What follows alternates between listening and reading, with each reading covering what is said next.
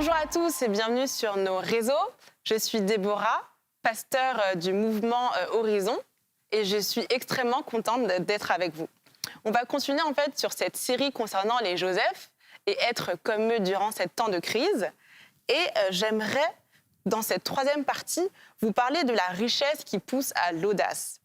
La richesse est utilisée en fait avec ces Joseph pour le plan de Dieu. Et on voit que Joseph d'Égypte enrichissait toutes les personnes qu'il côtoyait. Et c'est effectivement dans l'ADN des Joseph d'enrichir toutes les personnes qu'il côtoie. Parce que Joseph, ça signifie également « il ajoutera ». Et on voit que Joseph d'Égypte a enrichi ses frères.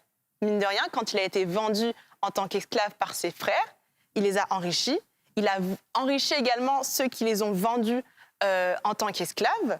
Il a enrichi Potiphar. Donc, c'était dans la maison dans laquelle il était en tant qu'esclave. Et ensuite, il a été gérant de tous ses biens.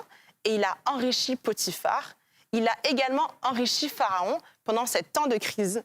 Et on sait que Pharaon est devenu la personne la plus riche d'Égypte. Il y avait toutes les terres pratiquement en Égypte, alors qu'avant, ce n'était pas le cas. Parce que quand il y avait la crise alimentaire, les gens vendaient en fait leur terrain pour avoir de la nourriture. Et leur terrain, ils les vendaient à Pharaon. Et mine de rien, Joseph a permis à ce que Pharaon soit le plus grand propriétaire terrien d'Égypte durant cette période. Il a également enrichi sa famille, bien sûr, en leur permettant de venir sur cette terre-là, en Égypte, d'avoir des terrains et d'avoir de la nourriture. Donc les Joseph, c'est dans leur ADN de répandre finalement cette richesse-là sur toutes les personnes qui côtoient. Et quand je parle de richesse, je parle également de richesse matérielle, de richesse au niveau du temps, au niveau des relations, de votre intelligence, de votre sagesse, de votre parole, etc. Essayons d'être comme ces Joseph-là et de répandre nos richesses, et c'est une plus-value sur toutes les personnes qu'on côtoie. Parce qu'on est censé avoir la vie de Jésus en nous, et cette vie, c'est une vie en abondance, la vie Zoé, qui se répand sur toutes les personnes qu'on côtoie. Et on voit aussi que Joseph a commencé à prendre de la valeur une fois qu'il a été vendu.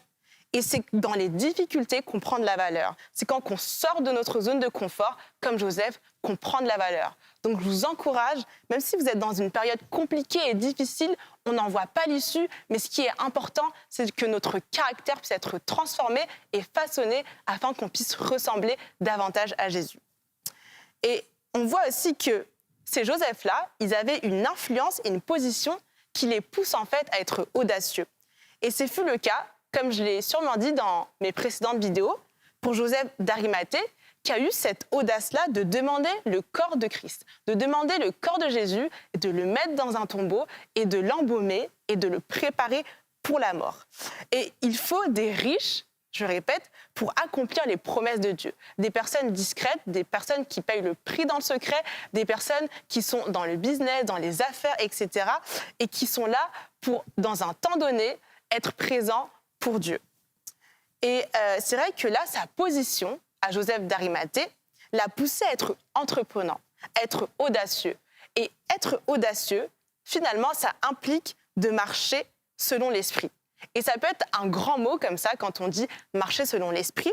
Mais quand j'ai creusé un petit peu le terme marcher dans Galates 5, verset 16, en hébreu, marcher, ça veut tout simplement dire saisir les opportunités.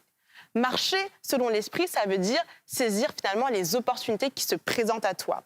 Donc parfois on pense que c'est vraiment quelque chose de fou, mais finalement si une occasion se présente à toi d'encourager une personne, de passer un coup de fil, de donner de ton temps, etc., de faire des études, d'entreprendre une formation, d'être présent avec ta famille, d'être présent avec tes enfants, là tu marches aussi par l'esprit. Et dans l'histoire de Joseph d'Égypte, on voit que finalement Dieu ne parle pas directement. En tout cas, ce n'est pas relaté qui parle directement à Joseph, comme ce fut le cas pour Moïse ou pour Abraham. Il parle dans les rêves, dans les songes, etc. Donc je vous invite aussi à noter vos rêves, à noter vos songes, à davantage approfondir leur signification. Mais Dieu ne parle pas directement comme ça. Et parfois, ça peut être un peu déroutant quand on est là dans des temps de difficulté et on n'entend pas tout de suite la voix de Dieu. Mais ce que j'aime avec Joseph, c'est qu'il a continué, mine de rien, à être obéissant, à être fidèle. Et ce sont les gens qui ont côtoyé Joseph qui, eux, ne croyaient pas au même Dieu que Joseph, qui ont vu qu'il avait en lui l'Esprit de Dieu. Et ce fut le cas pour Pharaon.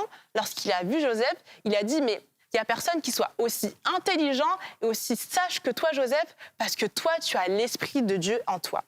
Et ça peut être également la même chose pour vous.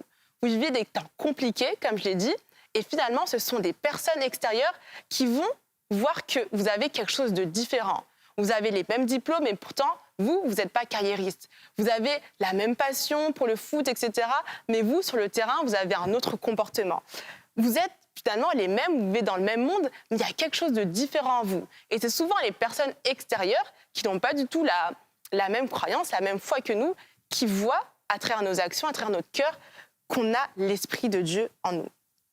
Et les personnes qui marchent par l'Esprit, finalement, elles font avec la conviction. Et on sait que le Saint-Esprit parle comme ça. Il parle à travers la conviction. On voit que le Saint-Esprit convainc de péché, de justice et de jugement. Donc, il convainc. Et finalement, quand on a cette conviction-là, pas besoin d'attendre 1000 confirmations. Tant que c'est conforme à la volonté de Dieu, tant que c'est biblique, en fait, il faut y aller. On est dans les temps de la fin, il n'y a plus le temps et parfois, il faut y aller. Quand il y a une occasion qui se présente, on la saisit et on y va. Et moi, j'aime beaucoup quand j'ai lu un livre de David Terry concernant l'écoute de Dieu. Et il disait quelque chose d'assez intéressant, c'est que quand on marche par la foi, même si on se trompe, tant qu'on est dans une relation finalement de foi avec Dieu, on est agréable. Et ça, j'ai beaucoup aimé, ça m'a rassurée. Donc même si tu peux peut-être te tromper, mais tant que tu marches par la foi, tu es dans une relation agréable vis-à-vis de Dieu. Et ce fut également le cas pour Joseph d'Arimathée. Il n'a pas du tout été averti, etc., par Dieu, comme quoi il fallait prendre le corps de Jésus, le placer dans le tombeau, etc., l'embaumer et finalement accomplir la prophétie de Dieu qui avait dit que Jésus allait être dans un tombeau et puis ressusciter le 3e jour. Mais Joseph d'Arimathée a fait ce qu'il considérait être juste en tant que disciple. Et aussi, ce que j'aime chez lui, c'est que beaucoup ne savaient pas qu'il était disciple. Les Juifs ne savaient pas parce qu'il avait peur, finalement, d'être démasqué par les Juifs. Mais parfois, dans des temps particuliers, il faut savoir être discret pour accomplir les promesses de Dieu. Et c'est vrai que parfois, on est trop bavard, on parle à gauche, on parle à droite, mais c'est bien aussi d'être discret pour être obéissant dans ces temps de la fin, dans les temps compliqués. Et il y a aussi un film qui m'a beaucoup parlé par rapport à ça, à la richesse qui pousse à être audacieux. C'est en fait le film de Spielberg qui s'appelle La liste de Monsieur Schindler. Et en fait, on voit que ce monsieur-là, il était en fait un riche homme d'affaires, c'était un industriel. Et à cette époque-là, à l'époque nazie, où il y a la Shoah qui commençait, etc., l'extermination des Juifs, il a pris des Juifs avec lui, il les a protégés. Et comment il a fait ? Il a utilisé sa richesse, il était nazi, certes, mais il a utilisé sa richesse pour protéger ces Juifs-là et leur éviter les camps d'extermination. Et à la place, ils ont travaillé pour cet homme-là. Et c'est vrai que parfois, quand on peut voir ça d'un regard extérieur, et même si on était peut-être à cette époque-là avec lui, on aurait pu dire « mais c'est un nazi, etc. Ce qu'il fait, c'est impossible, quoi. Impossible qu'il ait ce cœur-là, cet amour-là pour les Juifs, parce qu'il est en train de côtoyer, en fait, le parti nazi. » Et souvent, ce qu'il faut, dans les temps compliqués, c'est des personnes infiltrées, des personnes qui sont là et qui font des choses, c'est un peu limite, mais eux, ils sont convaincus qu'à la fin, ce qu'ils font, c'est bon, c'est juste. Et marcher par l'esprit, comme ce fut le cas, finalement, je pense, pour Monsieur Schindler, ça signifie être incompris. On fait des choses que beaucoup de personnes ne comprennent pas. Parce que finalement, nous, on est interpellés par notre esprit et les personnes, quand on va leur dire ce qu'on fait, eux, ils vont recevoir ça avec l'intelligence et il y aura un blocage parce que nous, on n'est pas dans la même dimension. Et c'est pour ça que je pense que c'est important de s'entourer avec des gens qui ont la même foi que nous, parfois quand c'est des temps compliqués, des temps difficiles, des temps où on sort un peu de notre zone de confort ou de ce que prédit ou de ce que veut la société, pour faire vraiment la volonté de Dieu, il faut être entouré de personnes qui reçoivent les choses par l'esprit. Ça peut paraître un grand mot comme ça, mais comme je l'ai dit, premièrement, je pense que marcher par l'esprit, ça veut dire saisir aussi les opportunités. Et je veux vraiment vous encourager, ou vous êtes à démystifier parfois votre engagement. Faire les choses juste avec conviction. Faire les choses sans attendre qu'il y ait 10 000 confirmations, etc. Si c'est en accord avec la volonté de Dieu, si c'est biblique, etc., il faut le faire. Si vraiment il y a quelqu'un qui n'a pas de nourriture à côté de chez nous, quoi que ce soit, on n'hésite pas vraiment à lui donner à manger ou juste à passer du temps avec cette personne-là. Juste à l'appeler, juste à l'encourager, à aider des gens s'ils ont des problèmes pour faire leur CV, etc.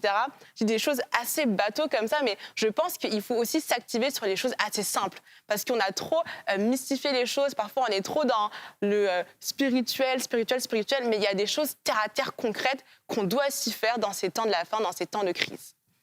Donc c'est tout pour moi. J'ai été vraiment ravie de partager ces moments avec vous.